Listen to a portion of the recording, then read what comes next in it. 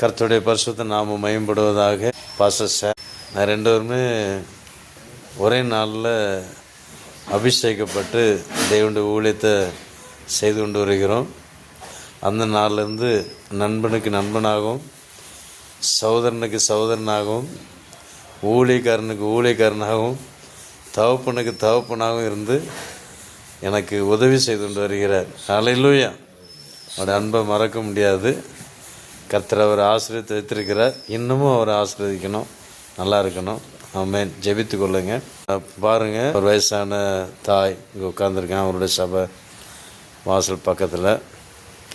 அவங்களுக்கு 2 பிள்ளைங்க இருக்கிறாங்க. 2 பிள்ளைகளும் கைவிட்டாங்க, கவனிக்கிறதில்ல. தாய் தகப்பன்மார் இருந்தாங்கன்னா நல்லா கவனிங்க, அந்த ஆசீர்வாதத்தை மிஸ் பண்ணாதீங்க. அது பெரிய ஒரு ஆசீர்வாதம். அப்பா அம்மா இருக்கிறது பெரிய ஒரு ஆசீர்வாதம். இன்னொன்று, நீங்கள் அப்பா அம்மா கவனிக்கிற டபுள் ஆசீர்வாதம். அப்பா அம்மா அவங்க வீட்டில் உயிரோடு இருக்கிறது பெரிய ஆசீர்வாதம். பொம்மை போல் இருந்தாலும் அது பெரிய ஆசீர்வாதம். 2வது, நீங்கள் அவங்களுக்கு கவனிக்கிறது ரொம்ப ரொம்ப ஆசீர்வாதம். டபுள் ஆசீர்வாதம், ட்ரிபிள் ஆசீர்வாதம் சொல்லலாம். தயவுசெய்து கவனித்து பாருங்கள், அந்த ஆசீர்வாதத்தை பெற்றுக்கொள்ளுங்க. நீ சாட்சி சொல்லுவீங்க. நீங்கள் அப்பா அம்மா இப்போ விட்டுருவீங்க, நாளைக்கு இந்த வீடியோவில் உங்கள் பிள்ளைகள் பார்க்கும். அப்போது உங்களுக்கு அந்த கதி தான். எதை விதைக்கிறீங்களோ அதை அறுவடை செய்வீங்க. அதனால் தயவுசெய்து அப்பா அம்மாவை நல்லா கவனிங்க. ஒரு வாழ்க்கை தாங்க, நீங்களும் அதே மாதிரி ஒரு நாள் ஆவீங்க. என்ன செய்வீங்க? உங்கள் பிள்ளைங்க உங்களை அந்த மாதிரி ரோட்டில் அனுப்பிவிட்டால் எவ்வளோ வேதனைப்படுவீங்க நினச்சி பாருங்கள்.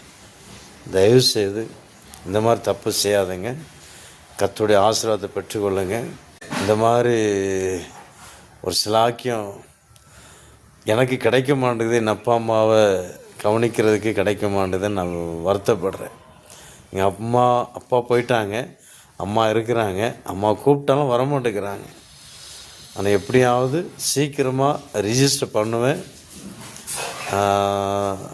சீக்கிரமாக அம்மாவை கூப்பிட்டு வருவேன். ஆசீர்வாதத்தை பெற்றுக்கொள்ளணும்னு நான் வாஞ்சிக்கிறேன்.